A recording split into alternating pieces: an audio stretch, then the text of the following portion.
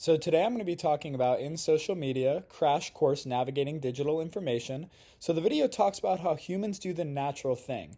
He makes a joke about a moth very early on in the video going to the light, and he compares it to humans. We do what society does. We move in a direction together. So tying this into our reading, media literacy is so important because, we're being passive, as the video says.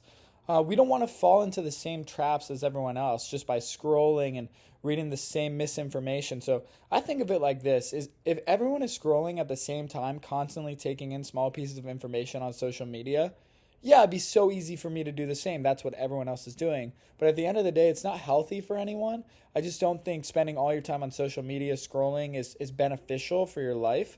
So I want to be aware of that.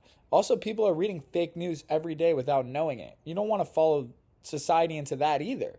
So the video talks about Russian agents organizing political rallies using fake Facebook pages, and people held rallies in real life. So, they got real people to show up with fake news.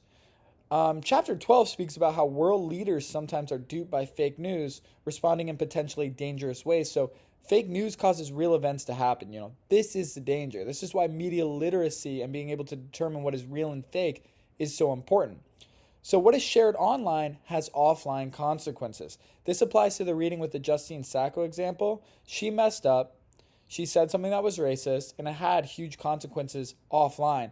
So I just thought that was a really great point. The what is shared online has offline consequences. So people talk about trends in the real world all the time on Twitter. So if you don't know what the latest meme or trend is, you can feel left out. So for an example, I go to work and people are talking about some trend or meme on social media. I have no idea what they're talking about. It makes me feel like I'm less than. It makes me feel like I'm left out. So society wants to be on social media to feel a part of something, to feel a part of a society together, and everyone knows the same information. No one wants to feel left out. So the video talks about how there's companies and organizations that use social media to try to influence your thoughts and actions.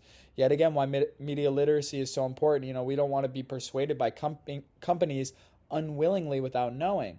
So the video says 68% of all adults get their news from some sort of social media. Chapter 12 says there's a rapid adoption of social media use from just 5% of Americans in 2005 to 69% by early 2017. So the number of social media users, just going up and up makes it essential to differentiate between real and fake news. So we have to understand also that our data is tracked, and social media is one of the largest reasons for that. When businesses use targeted advertisements, we have to be smart buyers.